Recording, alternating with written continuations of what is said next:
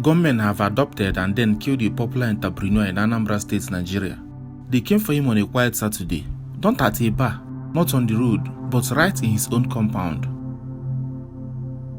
Ifesinachi Martins Onyekere, a young respected entrepreneur in Anambra State, Nigeria, was adopted at his residence in Ezinifite village, Obuno.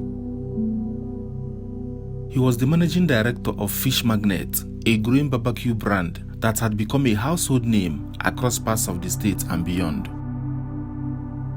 People knew him not just for his grilled fish, but for his calm demeanor and the way he spoke about building something meaningful in a place where most people had given up.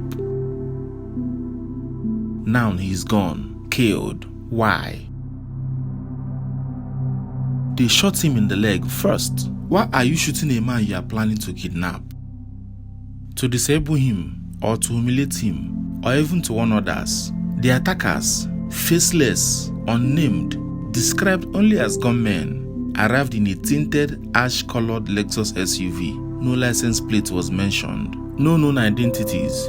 They dragged him into his own navy blue Toyota Corolla car and vanished into the darkness. His body was later discovered abandoned by the roadside in Oka. Ifesinachi wasn't just another name in the news. He was the only son of Chinyere Onyekere, a prominent women leader for the All Progressive Grand Alliance, APGA, the ruling party in Anambra State. What does it mean to be politically connected in a region where not even your political ties can save you? Was this personal? Was it political? Or was it random? Or something calculated? The police, through their spokesperson, Tochukwu Ikenga, confirmed the incident. He stated that preliminary investigation shows the gunmen had been trailing Ifesinachi before attacking him. So they watched him, followed him and waited. How long has he been under surveillance? Is it days or weeks? What made him a target?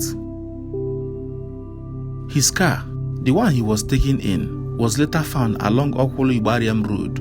No signs of his killers, only the shell of the vehicle and the questions too heavy for grieving lips to ask out loud. The Commission of Police has condemned the act, issued statements, and promised justice. But how many times have we heard that same words? How often are promises recycled, with no faces behind the crimes and no names brought to justice? Anambra, like the rest of Nigerian southeast states, is bleeding silently, a region once known for its enterprise and culture. The region is now haunted by near-daily reports of abductions, murders, and gun battles. Security agencies are under siege, government workers are targeted, and civilians are stuck in the middle, caught between fear and fatalism. When did safety become a luxury only the rich can afford?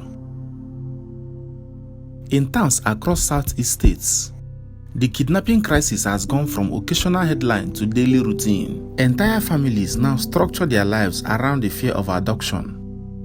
Roads once buzzing with travelers have become highways of dread.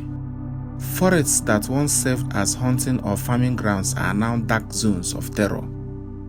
How do we live when stepping outside your home could be a death sentence?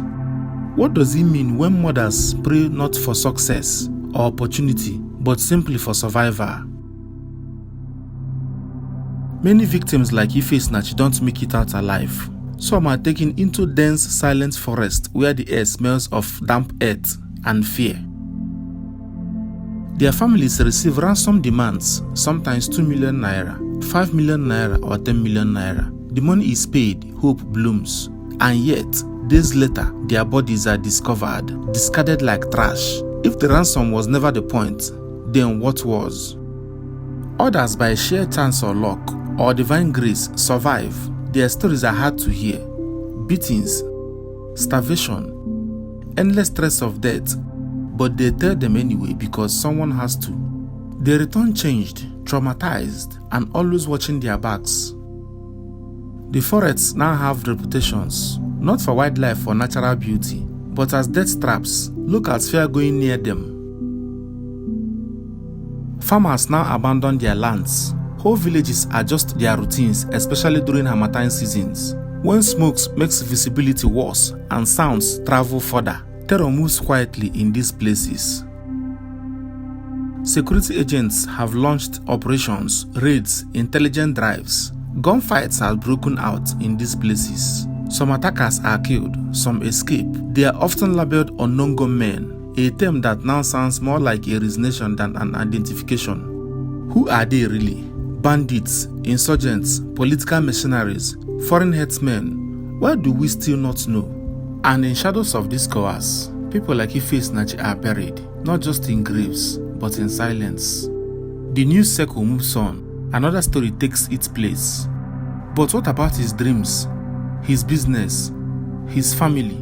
What becomes of his mother, who spends her entire life supporting her community politically, only to lose her only child to violence no one can fully explain?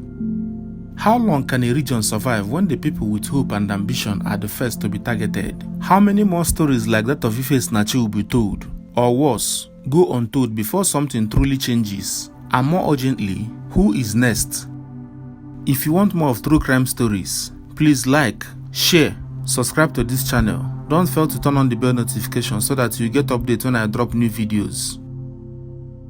You understand? Few sellers are angry with me because I came to the industry and I am crashing price for everybody. I am reducing the price. How will you get something like this 30k?